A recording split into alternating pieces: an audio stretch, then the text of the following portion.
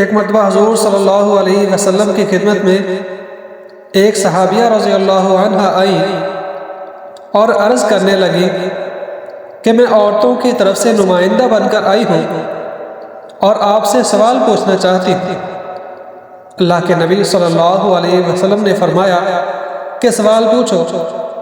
وہ کہنے لگی سوال میں یہ پوچھنا چاہتی ہوں کہ مرد لوگ نیکی میں ہم سے بہت آگے نکل گئے۔ فرمایا وہ کیسے؟ کہنے لگی کہ مرد لوگ مسجد میں جا کر جماعت کے ساتھ نماز پڑھتے ہیں، انہیں اجر و ثواب زیادہ ملتا ہے۔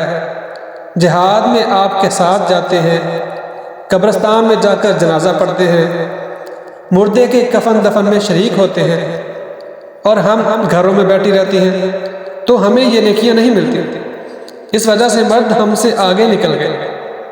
اللہ کے نبی صلی اللہ علیہ وسلم نے فرمایا پوچھنے والی نے بہت اچھا سوال پوچھا۔ پھر آپ صلی اللہ علیہ وسلم نے فرمایا جو عورت گھر کے اندر نماز پڑھ لیتی ہے اس کو اس مرد کے برابر ثواب عطا فرما دیتا ہے اللہ تعالیٰ جو مسجد میں نماز پڑھتا ہے۔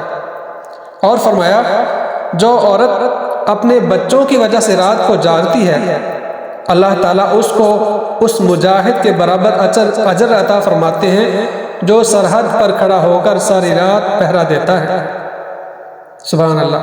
اللہ رب العزت نے عورتوں کے لیے اس اجر و ثواب کو کتنا آسان کر دیا کہ وہ گھر میں نماز پڑھ لے گی تو مسجد میں جماعت کے ساتھ نماز پڑھنے کا ثواب ملے گا، اسے گھر میں بچوں کی اچھی تربیت کرنے اور جاگنے کی وجہ سے سرحد پر پہرا دینے والے مجاہد کے برابر اجر ملے گا۔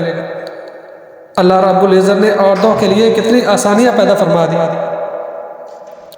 بعض روایات میں آتا ہے کہ کسی عورت نے اپنے ماں باپ کے گھر یا اپنے خاوند کے گھر میں کوئی ایک چیز جو بے ترتیب پڑی ہوئی ہو اس کو اٹھا کر ترتیب سے رکھ دیا، اس کے بدلے اللہ تعالیٰ ایک نیکی عطا فرماتے ہیں، ایک گناہ معاف فرماتے ہیں، جنت میں ایک درجہ بلند کر دیتے ہیں۔ اب سوچئے کسی کو اس مسئلے کا علم ہو تو عورت دن میں کتنی نیکیاں کما سکتی ہے، کچن کی چیزیں ترتیب سے رکھ سکتی ہے، کپڑے ترتیب سے رکھ سکتی ہے، اور کتنے کام کرتی ہے، لیکن اس بیچاری کو اس مسئلے کا علم نہیں ہوتا۔ اللہ رب العزت ہمیں نیکی کا شوق عطا فرمائے اور مسئلے مسائل سیکھنے کا شوق عطا فرمائے۔